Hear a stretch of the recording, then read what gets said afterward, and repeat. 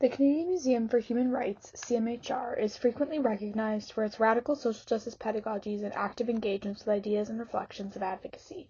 Embodying interactive terrains, human rights landscapes at the CMHR are designed to encourage conversation through immersive and community-oriented exhibits of social justice and contemporary feminism.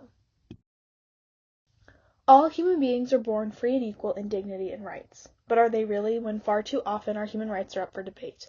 I've chosen to specifically situate the Canadian Museum for Human Rights and the debate table as my primary objects of study, questioning access to justice and social justice through the lens of the Morgentaler case and discussions of reproductive justice in both the past and present. The interactive exhibit which my project focuses on enables for visitors to travel temporally, experiencing while supposedly imagining the legal precedents of Canada's past, presents, and futures. Featuring simulations of the legal proceedings from some of the most pivotal Supreme Court cases in Canadian history, the table itself challenges participants to think about and engage with ideas of access to rights and personal autonomy. The debate table blares with the descriptions and questions from various Supreme Court cases. In selecting yes or no to a question, you have made a decision. You either believe that what was asked of you is or is not a human right.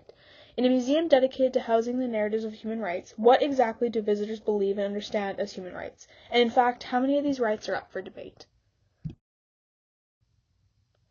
Utilizing the Morgentaler case study from the debate table slide deck, my research will analyze diverse methodologies of feminist knowledge mobilization and justice design principles to theorize about the extent to which conversations surrounding access to reproductive justice, and specifically abortion, is made possible or made to be polarizing through a lens of debate. The first time I interacted with the debate table, I remember being increasingly unsure how to respond after the votes were projected and it became apparent that one member in the group of 10 that I was engaged in the exhibit with had voted that they did not think that a woman should have the right to decide if she will have an abortion. To combat polarization, we require active encounters with diversity and an engagement with difference, particularly through feminist practices of storytelling and story sharing.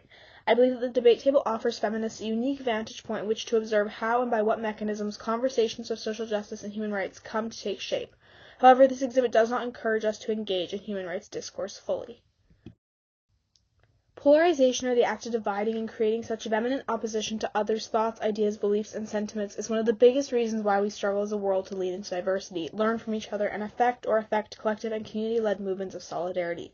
Rather than talk to one another, ask questions, and share our own perspectives, instead we create our own ideas about people, isolating humanity. And if we do this in a museum of human rights, for all places, then surely we replicate these actions in our everyday world. Space is subject to limitations, and we must not lose sight of the ways in which bodies that occupy spaces assist in characterizing and informing how others embody and make use of place. As humans, we do not operate purely in isolation. Just as our lived experiences guide our personal human rights journeys, they also affect and are affected through their relation to the paths of those around us. Initially, I perceived the debate table to be an incredibly feminist tool in which to disseminate rights-based knowledges and collaboratively disrupt linear narratives of human rights.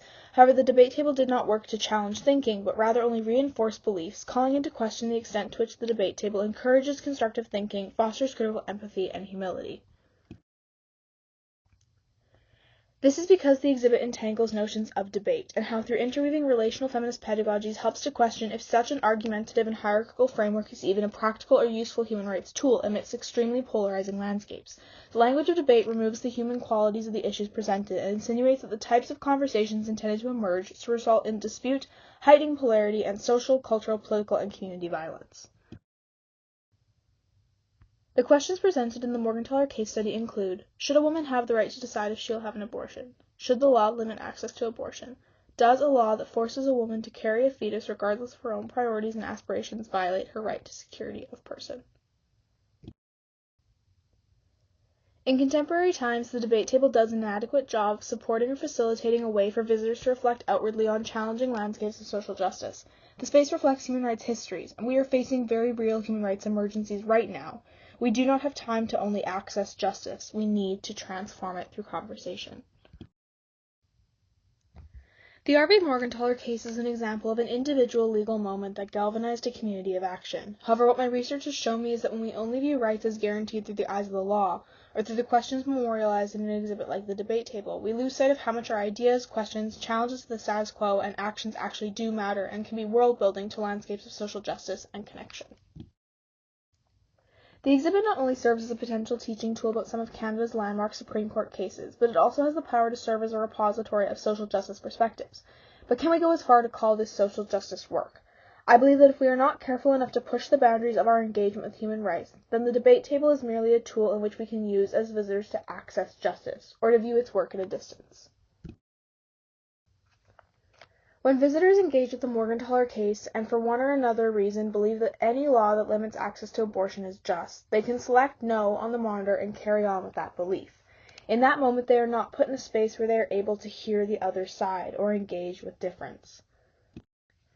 For this reason, I believe that access to justice and social justice are distinct. I understand access to justice is a step towards social justice, but access to justice is not nearly as systemically transformative. Access to justice enables human beings to utilize the legal system to advocate. Social justice uses advocacy to change the system. The debate table shows visitors how the culmination of law changed societal landscapes. However, it does not enable for visitors to take part in changing these very same societal landscapes in the absence of law. As Bell Hook describes in their work Teaching to Transgress, the ability to engage in social justice pedagogies demands that one may embrace a revolution of changing values and means of feminist communication. Conversations are intended to result in dissonance. However, the debate table inserts a kind of expert knowledge paradigm that I believe inhibits the possibilities of collaborative think tanks surrounding the future of how human rights discourses should be imagined and reimagined. Giving the court the final word disrupts our belief in the possibility to change the course of social justice futures. Through enabling for the reproduction of polarization through narrow legal encounters and the argumentative nature of the debate table, the CMHR attempts to relieve visitors of affective embodiments with discomfort. Polarization and the kind of disengagement which I have seen arise from the debate table over time fractures community-led movements and human rights solidarity work. What I hope you will take away from my presentation today is that there are many ways to think about and engage with human rights and to question the implications of our broader systems, spaces, and structures in ways that challenge our engagement rather than our opposition. Connection is one of the most powerful tools that we have to make change and combat violence, and to disrupt ideas that justice is only something that we can access rather than transform. Our human rights should never be up for debate, but they do require ongoing discussions, engagement, and fierce collaboration.